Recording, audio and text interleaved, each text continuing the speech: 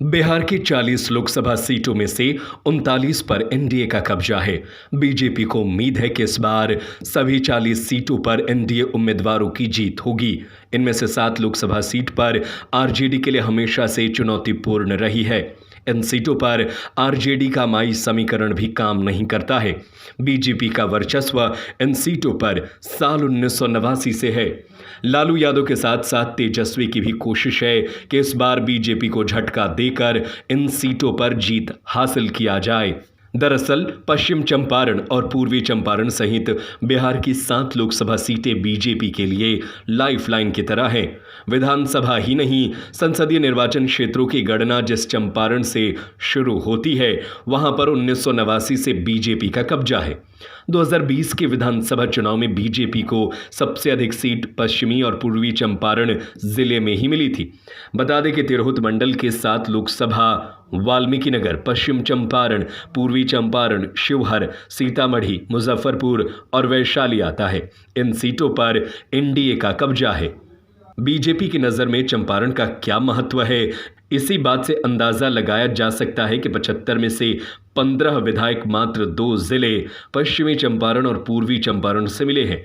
वहीं अगर लोकसभा सीट की बात करें तो दोनों चंपारण के साथ शिवहर को जोड़ दें तो 4 लोकसभा सीट वाल्मीकिनगर, पश्चिम चंपारण, पूर्वी चंपारण, शिवहर पर लंबे अरसे से एनडीए का कब्जा है। पूर्वी चंपारण और शिवहर से राधा मोहन सिंह और रमा देवी सांसद है। वहीं पिछले 30 वर्षों से पश्चिम चंपारण पर जायसवाल परिवार का कब्जा है। पहले यहां से मदन प्रसाद जायसवाल सांसद हुआ करते थे, अब उनके बेटे डॉक्टर संजय जायसवाल सांसद हैं। ऐसा नहीं है कि एनडीए नेताओं को सिर्फ लोकसभा चुनाव पर नजर है। बीजेपी चाहती है कि ये सभी सीटें मिले ही, इसके साथ ही हर विधानसभा क्षेत्र में अच्छी बढ़त भी कायम हो। दरअसल 2025 में विधानसभा चुनाव है। अगर लोकसभा चुनाव में बढ़त मिलती है तो इसे अगले चुनाव में जीत में बदलने की चुनौती होगी। दरअसल 2019 के चुनाव में एनडीए 24 विधानसभा क्षेत्रों में आगे था, लेकिन विधानसभा की 6 सीटों पर मात खा गया।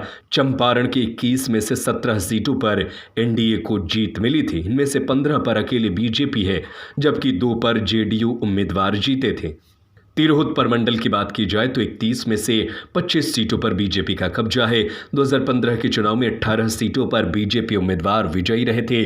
2015 का विधानसभा चुनाव सियासी तौर पर बीजेपी के लिए सबसे कठिन चुनावों में से एक था। तब नीतीश कुमार और लालू यादव एक साथ थे। तब आरजेडी और जेडीयू के 23 उम्मीदवार थे। उस वक्त पूरे बिहार में बीजेपी का मात्र 53 सीटें मिली थी। आंकड़ों से साफ है कि तिरहुत प्रमंडल बीजेपी का गढ़ रहा है।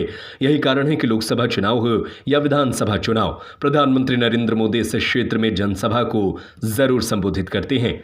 यह 3 चुनावों से अनवरत जारी है। इससे संयोग ही कह सकते हैं कि जवाहरलाल नेहरू, राजीव गांधी के बाद नरेंद्र मोदी तीसरे प्रधानमंत्री हैं जो चंपारण की धरती पर आए।